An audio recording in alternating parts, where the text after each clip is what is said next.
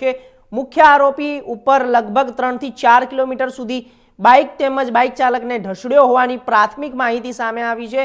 અન્ય વાહન ચાલકે સમગ્ર અકસ્માતનો વિડીયો ઉતાર્યો, જે વિડીયો સામે આવ્યો બાકોર પોલીસ દ્વારા તપાસ હાથ ધરવામાં આવી છે। કાર ચાલક નશામાં હોવાની પ્રાથમિક માહિતી મળી છે।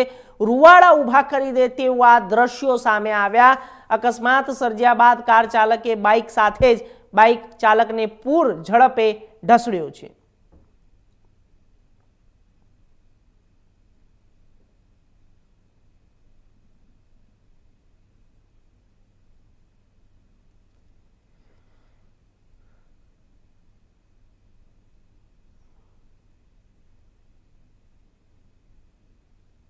તો આપને જણાવી દઈએ કે જ્યારે કાર ચાલક નશાની હાલતમાં હોવાનું પ્રાથમિક માહિતી મળી હતી અને આપને જણાવી દઈએ કે જે કાર ચાલક હતો તે ખૂબ જ નશામાં હતો તેવી પણ પ્રાપ્ત માહિતી મળી રહી છે।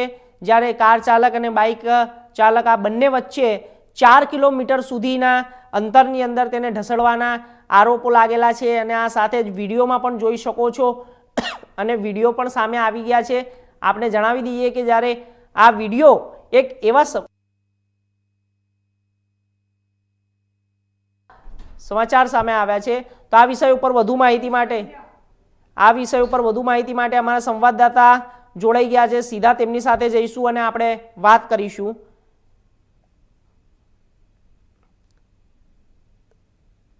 આ વિષય ઉપર વધુ માહિતી માટે અમારા સંવાદદાતા પણ જોડાઈ ગયા છે, તેમની સાથે પણ વાત કરીશું આપણે સીધા।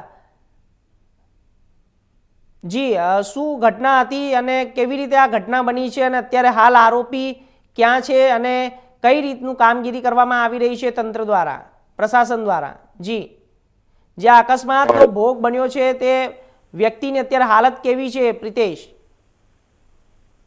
જી, ગતરોજની આ ઘટના છે। મહીસાગર જિલ્લાના હાલોલ શામળાજી હાઈવે માર્ગ ઉપરથી પસાર થતી એક મોટરસાયકલને ફૂલ સ્પીડે આવતી કારે ટક્કર મારી હતી। પ્રાથમિક વિગતો અનુસાર જે કાર ચાલક છે તે નશો કરેલી હાલતમાં હોય તેવી વિગતો પણ સામે આવી છે। કાર ચાલકે બાઇકને ટક્કર માર્યા બાદ 4 થી 5 કિલોમીટર સુધી ધસેડ્યો હતો। જે બાઇક છે તે કારના બોનેટ ઉપર ભટકાયો હતો અને ત્યાંથી કારમાં તે 4 થી 5 કિલોમીટર સુધી ઢસડાયો। બાઇક ઉપર કુલ 2 લોકો સવાર હતા।